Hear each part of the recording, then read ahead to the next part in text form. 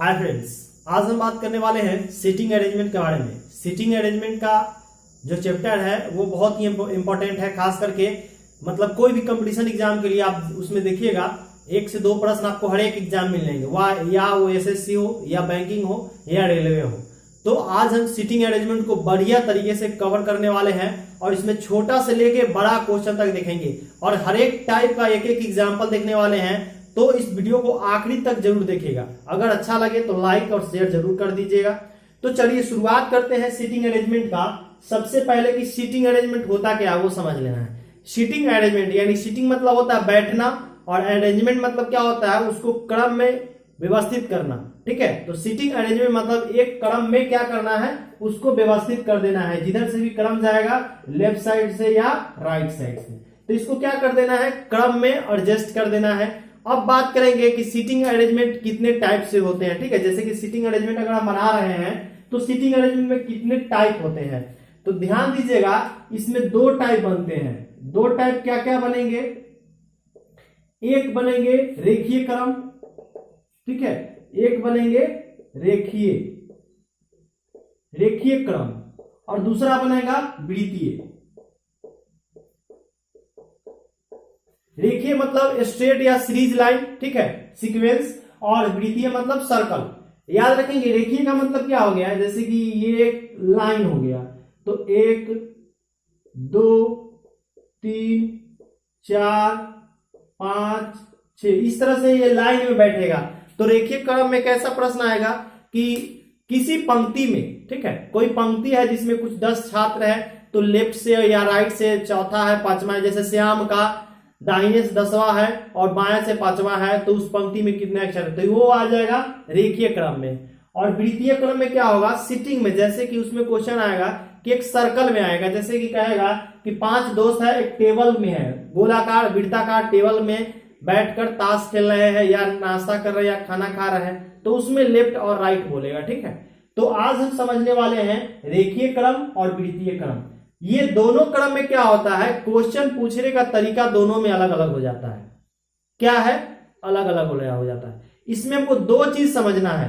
रेखीय क्रम में हमारा 2 चीज समझना है। 2 चीज में क्या होता है कि इसमें सबसे पहले तो हमारा लेफ्ट और राइट समझना है, यानी दाहिना और बायां। जैसे कि अगर हम बोर्ड के अपोजिट खड़ा है तो ये हमारा लेफ्ट साइड हो गया और ये हमारा राइट साइड हो गया। लेफ्ट साइड मतलब बायां साइड, बायां, और राइट साइड मतलब दायां। दायां मतलब दाहिना, बायां मतलब बायां। समझ में आया, ध्यान से समझिए। जब हम सीधा बोर्ड की तरफ देख रहे हैं तो ये हमारा लेफ्ट साइड हो गया, ये हमारा राइट साइड हो गया। लेकिन जैसे ही कभी कभी एग्जाम्पल क्वेश्चन में क्या आएगा कि 2 बेंच को समांतर रखा जाता है, समांतर। याद रखेंगे, जैसे कि अगर हम 2 बेंच को रखते हैं, जैसे कि एक बेंच को यहां पर बैठे इस तरह से, एक बेंच को इधर से, अगर इसका मुंह इस दिशा में है तो इसका मुंह क्या होगा इस दिशा में, यानी अपोजिट डायरेक्शन में। तो याद रखेंगे जब भी कभी हम अपोजिट में ध्यान देंगे, जैसे कि हम आपके दिशा में खड़े हैं तो हमारा लेफ्ट ये है, राइट ये है। जब आप देख रहे होते हैं तो क्या होता है, इस कंडीशन में देखते हैं तो आपका लेफ्ट ये बन जाता है और राइट ये बन जाता है। मतलब क्या होता है कि जब हम दिशा चेंज करेंगे, डायरेक्शन चेंज करेंगे, तो क्या होगा हमारा मतलब साइड भी, लेफ्ट साइड राइट साइड वो चेंज हो जाएगा। मतलब अगर हम सामने की तरफ हैं तो हमारा लेफ्ट साइड ये हो जाएगा, राइट साइड ये हो जाएगा। लेकिन जैसे ही अपोजिट डायरेक्शन में जाएंगे तो हमारा लेफ्ट साइड जो होगा वो राइट साइड हो जाएगा और राइट साइड जो होगा वो लेफ्ट साइड हो जाएगा। तो इस चीज को हमेशा क्या ध्यान रखिएगा कि जैसे ही अपोजिट डायरेक्शन में जाएंगे, जैसे ये क्या है, ये अपोजिट डायरेक्शन में है तो ये इसका अगर लेफ्ट साइड है, ये इसका राइट साइड है, तो ये क्या हो जाएगा, ये राइट साइड हो जाएगा और ये इसका लेफ्ट साइड हो जाएगा। तो ये क्या होता है, जैसे कि डायरेक्शन हम जब भी चेंज करेंगे तो ये मतलब लेफ्ट साइड और राइट साइड हमारा चेंज हो जाएगा। तो ये एक लॉजिक था, इसको समझना है। ठीक है, अब हम बात करेंगे इसमें अगला चीज का, थोड़ा हम बात कर लेते हैं, उसके बाद हम इसमें कुछ क्वेश्चन भी देखेंगे और ऐसे क्वेश्चन देखेंगे जिसमें ऐसे क्वेश्चन देखने वाले आज जो कि सीटिंग अरेंजमेंट को लगभग कंप्लीट करेगा। हर एक क्वेश्चन का हर एक टाइप देखेंगे, मतलब जितने भी टाइप में आते हैं एग्जाम क्वेश्चन एग्जाम्पल उतने हम एग्जाम्पल आज देखने वाले हैं। तो रेखीय क्रम में एक चीज और होता है, एक चीज और क्या होता है, इस क्रम को दो सिरों में बांटा जाता है। एक होता है अवरोही, एक आरोही, यानी एक में लिखते हैं आरोही क्रम,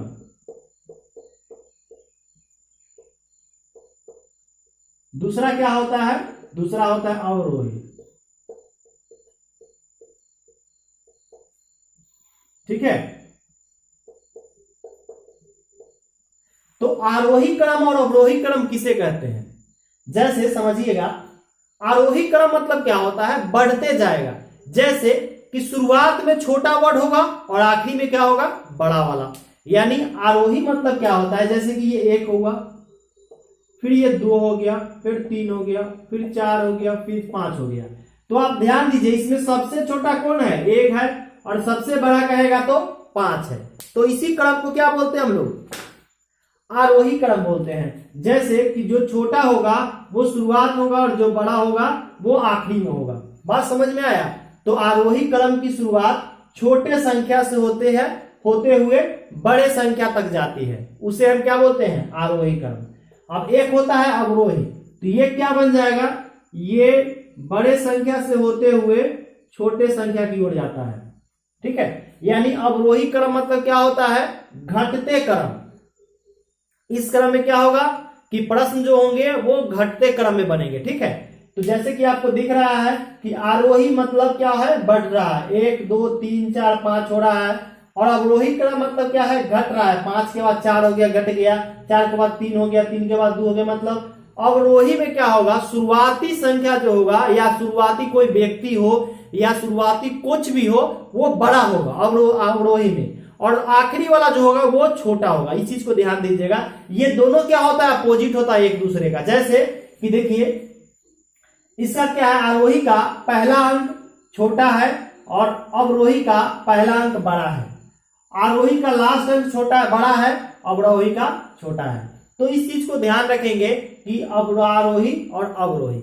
आरोही मतलब हमारे की तरफ आओ, आरोही जिसे हम बुलाते हैं तो क्या बुलाते हैं तो वो आता है हमारे पास। अब अवरोही मतलब जाना। ठीक है, तो ये जा रहा है, धीरे धीरे छोटा होते जा रहा है, लेकिन ये क्या है, बढ़ते हुए हमारे पास आ रहा है, हमारे पास आता है अपने बढ़ाते क्रम, कदम बढ़ाते हुए आता है, और जाता है तो धीरे धीरे जाता है। ठीक है, तो इस तरह से हम इसको अवरोही आरोही को याद रखेंगे। अब हम एक चीज और समझने वाले हैं कि इसी में पूछेगा कि बड़ा और छोटा, बड़ा और छोटा, तो बड़ा का सिंबल क्या होता है और छोटा का सिंबल क्या होता है। ये जो सिंबल है ये बड़ा का, और ये जो सिंबल है ये छोटा का। ठीक है, तो इसका एक आसानी से तरीका बताते हैं समझने का। तो लेस देन और ग्रेटर देन, ठीक है, इसको हम हमेशा याद रखेंगे, लेस देन और ग्रेटर देन। तो इसका हम समझाने के लिए आसान देखते हैं, ये क्या होता है, इसे बोलते हैं हम लोग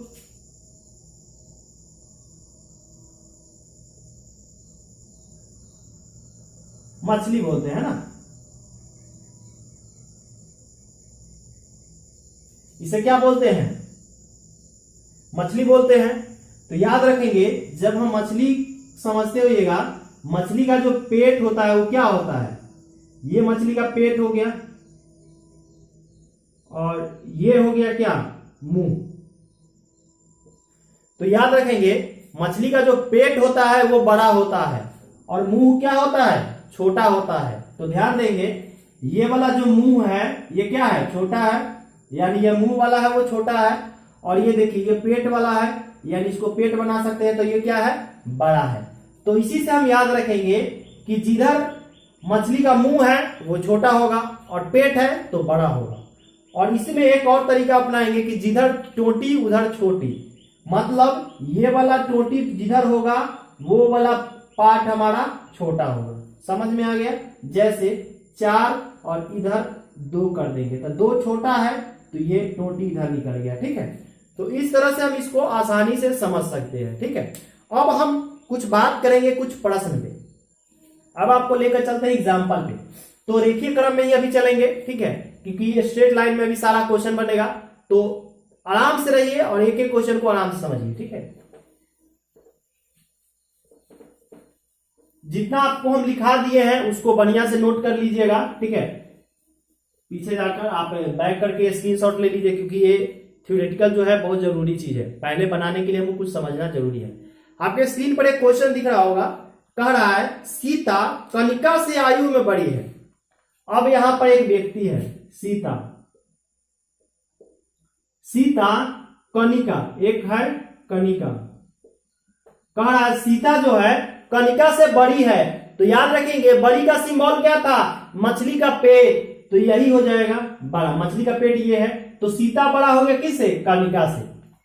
अब कह रहा है इला कनिका से बड़ी है, एक और इला व्यक्ति है जो कनिका से बड़ा है। तो याद रखेंगे सीता जो है कनिका से बड़ी है, और एक इला, इला जो है कनिका से बड़ी है, इला भी क्या है, कनिका से बड़ी है, लेकिन सीता से छोटी है। देखिए इला जो है सीता से छोटी है, तो छोटी का सिंबल क्या था, ऐसे था, तो यहां पर सीता आ जाएगा। तो अब हमारा सीरीज बैठ गया, सीता और कनिका के बीच में इला है, ठीक है। सैंपा मानस और कनिका दोनों से छोटी है। तो देखिए कनिका से छोटी है कौन, एक और लिख लेते हैं, कनिका से कौन छोटी है, कह रहा है कि सैंपा, एक सैंपा नाम का व्यक्ति है, वो कनिका और मानस, मानस और कनिका, मानस कॉमा देते हैं क्योंकि इसमें अभी ये नहीं कहा है कि बड़ा कौन है छोटा कौन है, ठीक है। तो मानस और कनिका से छोटा कौन है, सैंपा, दोनों से छोटा है, ये दोनों से ही छोटा है, तो छोटा जिधर टोटी उधर छोटी। कनिका मानस से बड़ी है। अब क्या कह रहा है कि कनिका जो है वो मानस से बड़ी है, तो यहां पर इस प्रकार से दे देते हैं, बड़ा का सिंबल यही था ना कि कनिका जो है मानस से बड़ा है। तो याद रखेंगे कनिका जो है मानस से बड़ा है, तो यहां पर हम इसका सिंबल यहां मानस दे देंगे, कोई दिक्कत। कनिका जो है मानस से बड़ा है, और याद रखेंगे कनिका जब मानस से बड़ा है और मानस और कनिका से कौन छोटा है, सैंपा, तो यहां पर हम सैंपा का दे देंगे, ठीक है। 5 व्यक्ति बैठ गया, हो गया। अब क्वेश्चन पूछ रहा है कि सबसे छोटा कौन है, तो ध्यान दीजिए, हाँ इसमें मात्र 2 व्यक्ति है तो इसको हम मिटा देंगे, इसमें मात्र 3 है तो इसको हम मिटा देंगे। अब हमारा 5 गो व्यक्ति का ये एक क्रम बैठ गया, एक सीरीज बैठ गया, एक क्रम बैठ गया और एक सीरीज बैठ गया। तो ध्यान देंगे इधर जो है बड़ा का सिंबल है, मतलब सबसे बड़ा इधर है और इधर सबसे छोटा है, तो ये कौन सा सीरीज बन गया, ये भी क्वेश्चन पूछेगा कि अगर ये सीरीज बन रहा है तो कौन सा सीरीज में बन रहा है, कौन सा अनुक्रम बन रहा है, तो ये अवरोही क्रम में बन रहा है। अवरोही में क्या होता है कि बड़ा से शुरुआत होता है और छोटा पे एंडिंग हो जाता है। अब क्वेश्चन में पूछा है कि इसमें सबसे छोटी कौन है, सबसे छोटी, तो याद रखेंगे सबसे छोटी तो यही ना है, कौन है, सैंपा, तो हमारा आंसर क्या हो जाएगा, सैंपा हो जाएगा सबसे छोटा, ठीक है।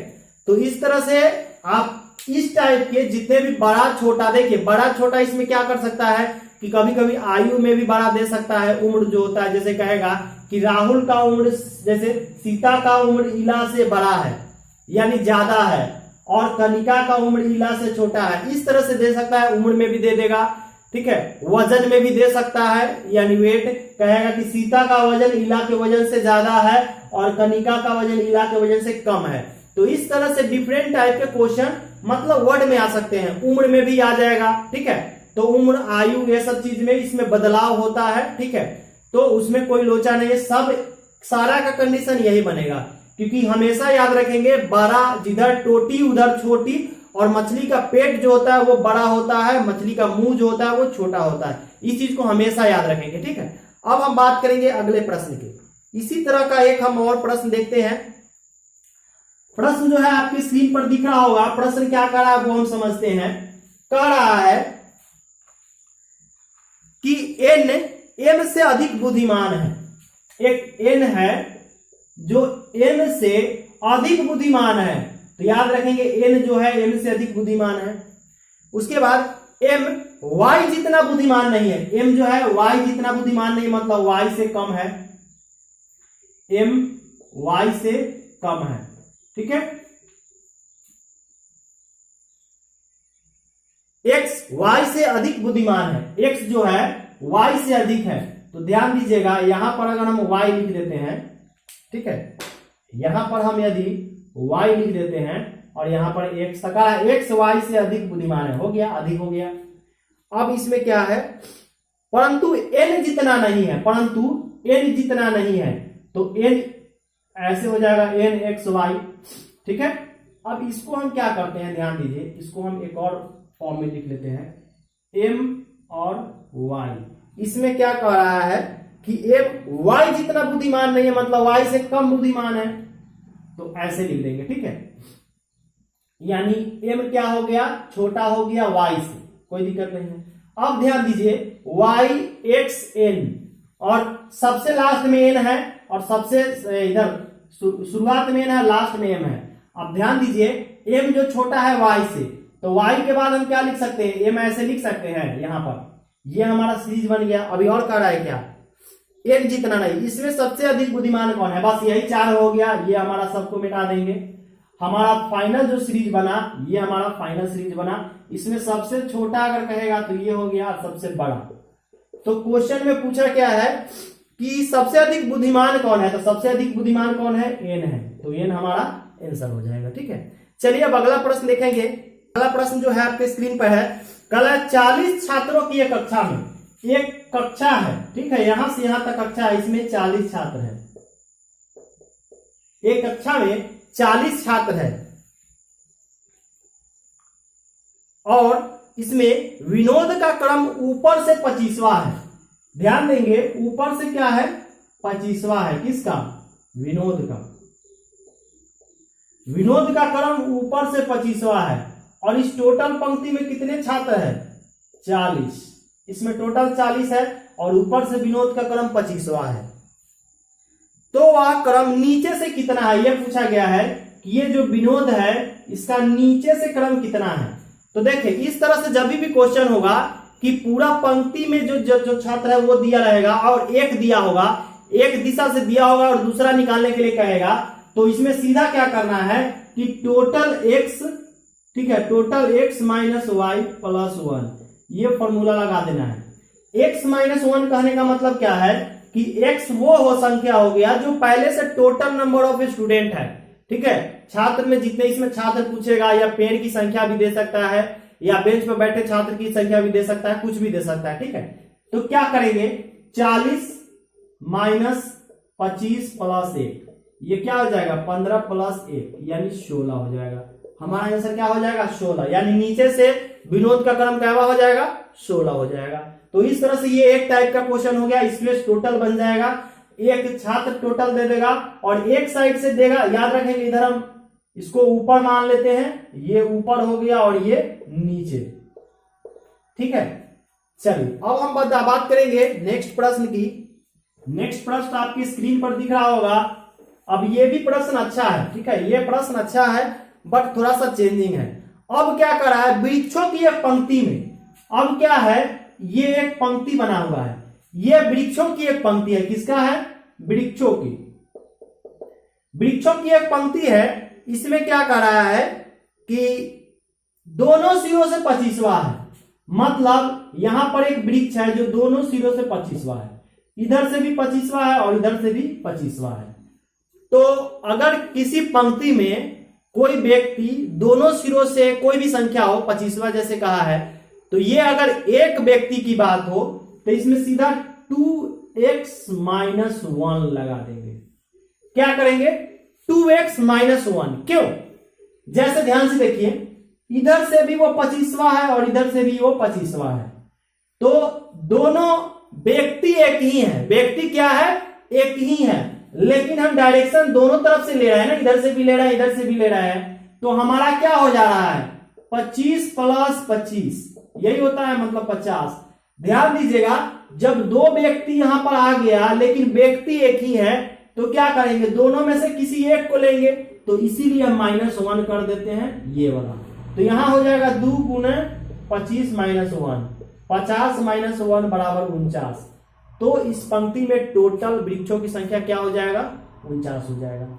मतलब जब भी कोई भी पंक्ति हो या लाइन हो या कुछ भी हो, वृक्ष की कुछ भी हो, उसमें अगर दोनों तरफ से एक ही डिजिट हो, दोनों तरफ से, इधर से भी और इधर से भी एक ही डिजिट हो, कोई भी डिजिट हो, एक डिजिट हो, तब सीधा 2x माइनस 1 कर देंगे। ठीक है, तो इसका आंसर क्या हो गया? 49 हो गया। अब हम बात करेंगे नेक्स्ट प्रश्न में, इसी तरह का प्रश्न हम देखने वाले हैं, लेकिन चेंजिंग है कुछ। अभी हम क्या देखे थे क्वेश्चन कि एक ही दिशा से, मतलब दोनों दिशा से एक ही व्यक्ति है। अब क्या कहेगा कि दोनों दिशा से दो व्यक्ति है। जैसे आपकी स्क्रीन पर एक क्वेश्चन दिख रहा है कि कक्षा में सोहन का स्थान ऊपर से 7वां है, यानी ऊपर से 7वां है किसका? सोहन, और नीचे से 26वां है। यहां पर सोहन ही है, ठीक है, नीचे से क्या है? 26वां है सोहन। लेकिन यह नहीं कहा है कि दोनों के बीच में क्या है, कितना है। ठीक है, तो जब इस तरह से क्वेश्चन हो कि दोनों का डिजिट अलग अलग हो, तो क्या करेंगे? x प्लस वाई माइनस 1, ये फॉर्मूला लगा देंगे। कब? जब एक पंक्ति में दो व्यक्ति हो या एक ही व्यक्ति हो, लेकिन दोनों का जगह अलग है, ये 7वां है, नीचे से ही 26वां है, तब कहेगा कि पंक्ति में कुल मतलब छात्रों की संख्या बताएं। क्या कर रहा है? कक्षा में कुल विद्यार्थियों की संख्या। तो ये x प्लस वाई माइनस 1 यानी 26 प्लस 7 माइनस 1, ये क्या होगा? जब इसको हम जोड़ेंगे, ठीक है, तो 26 7 कितना हो जाएगा? 7 6 13, 2 8 33 माइनस 1 32। ये हमारा आंसर हो जाएगा। ठीक है, चलिए अब हम कुछ बात करेंगे। ये तो था नॉर्मल क्वेश्चन। अब इसमें हम, जैसे कि क्वेश्चन कुछ क्या आता है कि दे देगा कि 10 छात्र हैं जो कि 2 बेंच लगाए हुए हैं, एक उत्तर की तरफ मुंह कर दिए हुए, एक दक्षिण की तरफ। चलिए अब थोड़ा सा हार्ड क्वेश्चन में चलते हैं, थोड़ा सा, क्योंकि देखिए सब आसान क्वेश्चन ही नहीं बनाना है, थोड़ा सा हार्ड भी क्वेश्चन समझना है। स्थान परिवर्तन से संबंधित एक प्रश्न देखेंगे। स्थान परिवर्तन का मतलब क्या होता है कि जगह का परिवर्तन। जैसे कि कहेगा, जैसे क्वेश्चन आपके स्क्रीन पर है, कह रहा है कि एक पंक्ति में कुछ व्यक्ति है, कह रहा है कि भूषण बाएं से 7वां है। ये हमारा लेफ्ट साइड हो गया और ये हमारा राइट साइड हो गया। मतलब लेफ्ट साइड का मतलब बायां और राइट साइड का मतलब दायां, याद रखेंगे। ठीक है, अब देखिए क्या कर रहा है, भूषण बाएं से 7वां, यानी बाएं से यहां बना दीजिए 7वां है, कौन है? भूषण है। अब कह रहा है कि एक और है मोतीलाल, दाहिने से चौथे स्थान पे है। मोतीलाल इधर से चौथे स्थान पे है, कौन है? मोतीलाल। ठीक है, ये हमारा भूषण बायां से 7वां हो गया और मोतीलाल दाहिने से चौथा हो गया। ठीक है, इसमें सबसे पहला काम क्या करेंगे, अभी आगे अब कह रहा है यदि भूषण और मोतीलाल आपस में अपना स्थान बदल लें, जैसे भूषण जो है यहां आ जाए और मोतीलाल यहां आ जाए, तो मोतीलाल जब यहां आता है, मतलब इसके सामने में मोतीलाल आ गया और इसके सामने में कौन आ गया? भूषण। मतलब 4 नंबर पर मोतीलाल था तो 4 नंबर पर भूषण आ गया, इधर 7 नंबर पर भूषण था तो 7 नंबर पर मोतीलाल आ गया। जब ये अपना स्थान परिवर्तन कर लेता है तो भूषण, ये जो भूषण है, ठीक है, बाएं से 15वां हो जाता है। मतलब यहां से ये क्या हो जाएगा? 15वां हो जाएगा। ठीक है, तो इधर से जब 15वां हो जाएगा तो सबसे पहले हम क्या करेंगे? पंक्ति में कुल छात्रों की संख्या निकाल लेंगे। तो याद रखेंगे कुल छात्रों की संख्या क्या हो जाएगा?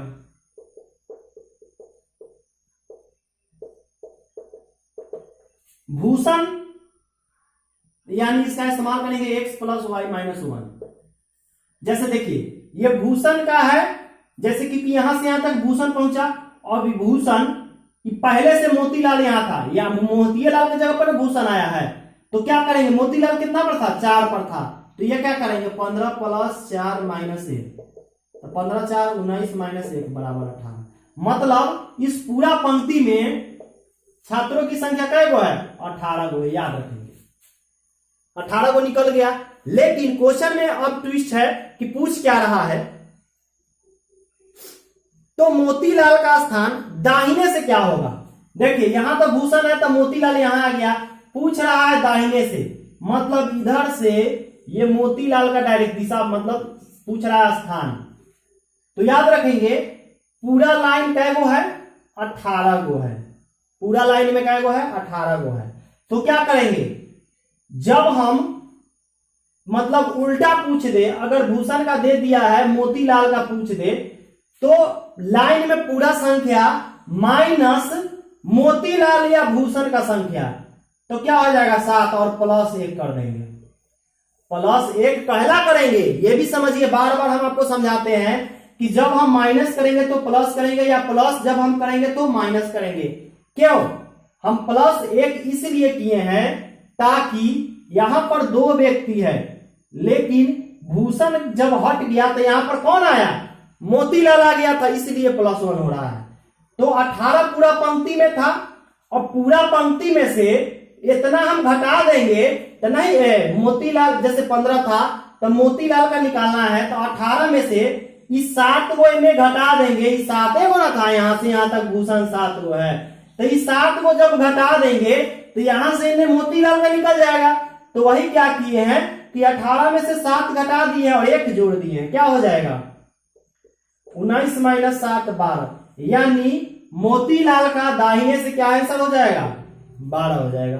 देखिए हम बहुत सारा बोर्ड पे लाइनिंग कर दिए, बट ये सिंपल तरीका से बनने वाला, ठीक है। एक बार क्या करेंगे कि पूरा लाइन में निकाल लेंगे कि कितना छात्र है, उतना में से अपोजिट वाला, जैसे भूषण का दे दिया है तो जिसका निकालने के लिए पूछा है मोतीलाल का, उसके सामने वाला जो संख्या उसको घटा के 1 जोड़ देना है, जैसे कि यहां पर किए है ना, घटा के 1 जोड़ दिए।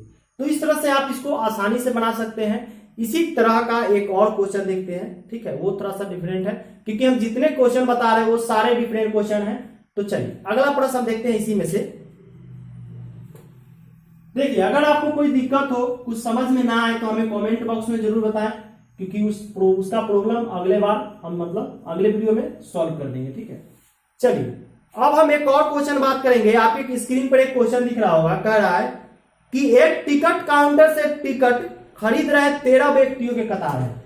एक काउंटर है तो काउंटर ऐसे लगेगा, है ना, काउंटर इस प्रकार से होगा, और इसमें कितना व्यक्ति है 13 व्यक्ति है, और यहां से शुरू हो रहा है,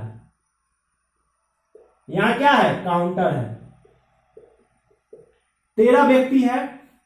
अब क्या कह रहा है 13 व्यक्ति के कतार में है, मतलब ऐसे ऐसे करके यहां पे 13 व्यक्ति है, टोटल 13 व्यक्ति इस लाइन में। यदि काउंटर से हर दूसरा व्यक्ति कोई महिला है, काउंटर से हर दूसरा व्यक्ति कोई महिला है तथा कतार के प्रारंभ में और अंत में महिला है, यानी यहां पर भी फीमेल है और अंतिम में भी फीमेल है, और हर एक फीमेल के बाद मेल है और फिर फीमेल है, मतलब हर एक फीमेल के बाद एक मेल है या हर मेल के बाद एक फीमेल है। तो इस तरह से प्रश्न जब आएगा तो क्या करना है, आधा करके 1 जोड़ देना है। क्यों, बात समझिए, क्योंकि टोटल क्या है 13 व्यक्ति है, ठीक है, -1/2 ये चीज करना है। मतलब इसका फॉर्मूला हम यहां लिखेंगे x - 1/2। जब भी कहे पंक्ति में याद रखिएगा ये विषम संख्या देगा हमेशा, और जिससे शुरुआत करेंगे और जिसे खत्म करेंगे तो ये इसकी संख्या बढ़ जाएगी। तो क्वेश्चन में पूछा है कि मेल और फीमेल, तो क्वेश्चन में पूछा है कि इस कतार में पुरुष की संख्या, ये हो जाएगा पुरुष की संख्या। पुरुष की संख्या का फॉर्मूला यही है कि x - 1/2 पुरुष की संख्या निकालने के लिए कहेगा। अगर ध्यान दीजिए कि जो बाद में, जैसे कि यहां महिला से शुरुआत किया है, अगर यही पुरुष से शुरुआत करता तो क्या लिखते हैं यहां, महिला की संख्या। ठीक है, तो यहां ध्यान दीजिए, यानी 12/2 ये हो गया 6, यानी 6 गो पुरुष है, यानी मेल कै गो है, 6 गो है, और फीमेल की बात करेगा तो 7 गो है। ध्यान से समझिए, 7 गो कहला है क्योंकि यहां से भी शुरुआत है और यहां अंतिम पर भी फीमेल है, तो बीच में जो मेल होगा वो कम होगा। क्यों? क्योंकि 13 वो संख्या विषम संख्या है। विषम संख्या में शुरुआत और अंत में जो व्यक्ति होगा, मतलब जिस भी मतलब कैटेगरी बोल दीजिए, जैसे फीमेल है तो फीमेल होगा, मेल होगा तो मेल की संख्या ज्यादा होगा। मतलब जो दोनों पंक्ति पर ज्यादा होगा, दोनों पंक्ति पर जो जो व्यक्ति होगा उसकी संख्या ज्यादा होगा। ये बात हमेशा याद रखिएगा। जैसे यहाँ पर फीमेल था और लास्ट में भी फीमेल था, तो फीमेल की नंबर ऑफ संख्या ज्यादा हो गया, 7 हो गया। तो इस चीज को याद रखिएगा। सीटिंग अरेंजमेंट का पार्ट 2 भी आएगा, जो कि आपको नेक्स्ट वीडियो मिलेगा। तो पार्ट 2 में हम थोड़ा बड़ा क्वेश्चन देखेंगे। बड़ा क्वेश्चन में सीटिंग अरेंजमेंट में जैसे कि एक टेबल दे देगा, उसमें बोलेगा कि इंजीनियर जो है वो मतलब डॉक्टर नहीं है, तो इस तरह से डिफरेंट क्वेश्चन देंगे। और सीटिंग अरेंजमेंट में बड़ा क्वेश्चन नेक्स्ट वीडियो में देखेंगे। तो आज की वीडियो के लिए इतना ही रहने देते हैं, और इतना से आप प्रैक्टिस कीजिएगा अपने बुक में, क्योंकि इतना से हम मान के चलते हैं कि सीटिंग अरेंजमेंट आपका 70% कंप्लीट हो जाएगा। अब बचा 30%, तो वो आपको सेकंड वीडियो में कंप्लीट कर देंगे। अगर हमारा वीडियो अच्छा लग रहा है तो लाइक करें, शेयर करें, और इसी तरह की वीडियो देखने के लिए हमारा channel A to Z competition को जरूर सब्सक्राइब करें। तो चलिए आज क्लास को यहीं पर खत्म करते हैं। धन्यवाद।